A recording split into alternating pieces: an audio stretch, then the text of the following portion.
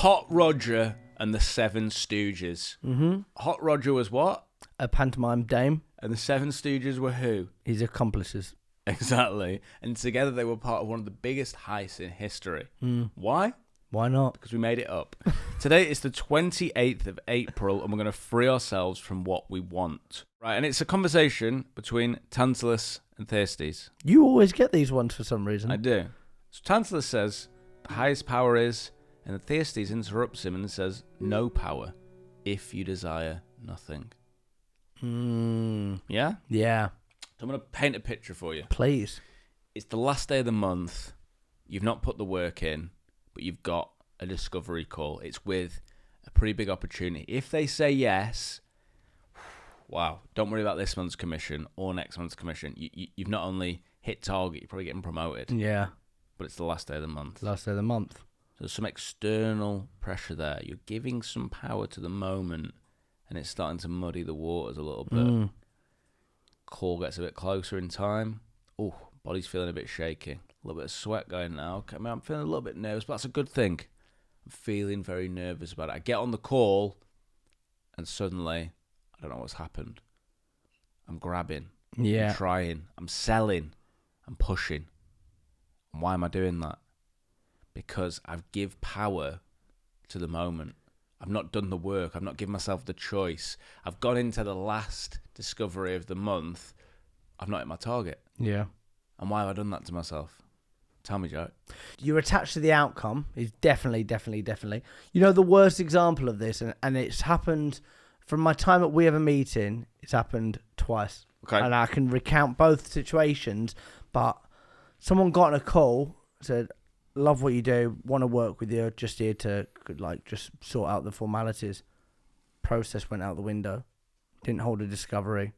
Went into pitch mode. Gave them everything they needed. Free consultant. Ghosted. Yeah, let's do it. Ghosted. Because I didn't follow the process. And I thought it was too easy. And there is a phrase, there's no such thing as a free lunch. And I think that when you're like, especially those calls where you go, this is bread and butter. I know that we can smash this with a perfect fit for them. We're going to be great for them. It's going to be the start of a beautiful relationship. You've got to go into those calls, and it's the same feeling every single time. I'm just a vessel. I'm just a lazy river. I'm going to ask you questions the same way I do everybody, whether you're ready to work with me or whether you don't want to work with me. I'm just going to guide you and see where we end up. Exactly. I've done it as well, where I've had a meeting with someone who's like, yeah, we really want to get you in. And then the next meeting's just a formality. It's just a couple of decisions, but they get it. They know all the parts. So like, okay, so he's kind of done the heavy lifting for me, this guy. I'll get on this call. These are the two decision makers. Nice to meet you. Doing the normal stuff. And it started off, I asked the first kind of big question, and one of the newer guys on the call was like, it's quite good. It's a bit like a therapy session and this, and then he's starting to open up. And then a few more questions later, he was like, I don't get why you've just asking us so many hard questions, because I've thrown the process out. Part of my process is saying to people, I'm probably going to have to ask you some hard questions. Is that okay?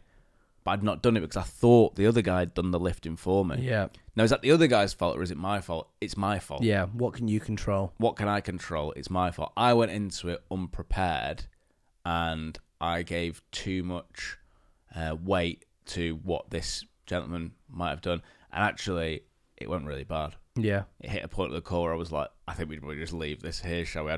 It just got to a point where it was so uncomfortable because I'd not done the process. When we sit and have these conversations, what doesn't happen is we're not saying about all these amazing deals that we've closed. We talk about that because they're the lessons that we learn. I had one once, and I remember like a bit of, maybe call it ego flaring up. And I booked there was an initial inbound, right, from one guy. I turned up. The initial guy wasn't there, but his business partner was there, but didn't know why he was there. Oh, yeah. And it all just went out the window. And actually, I know how to deal with a cold, start again, treat it like a cold call. And he was like very, very pushing me to pitch.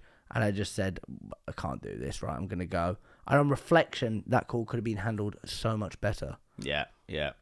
I've had ones where people try and hijack it as well, because that's often a bit of feedback and questions we get asked. I'll try and do the approach, and people try and hijack it. I remember saying to a guy once, he was like, yeah, I get what you're trying to do. just tell me about this and tell me about that. And I went, I think if I can't probably get through the call in the way that I need to, I'm probably going to do you a bit of a disservice. So I tell you what, you sound like you're in a good spot as it is. Let's just leave it there. And he went, you know what, Zach? Now I'm impressed. Yeah. It's a bit cheesy. It is cheesy, those but when he moments, went, but like, now I'm impressed, it all relaxed and he let me do my bit. So be prepared to walk away. It's one of your biggest strengths in negotiation. You can walk away. You can walk away at any time. And I think that especially if you're selling to high D CEOs and personalities, don't wink at me when I said high D, they do appreciate when you give it back a bit. Yeah. Hey, and you're known to. Give it back a bit. I've been Jack Frimston. I've been Zach Thompson. Remember, you will die. Nikita's rolling pin.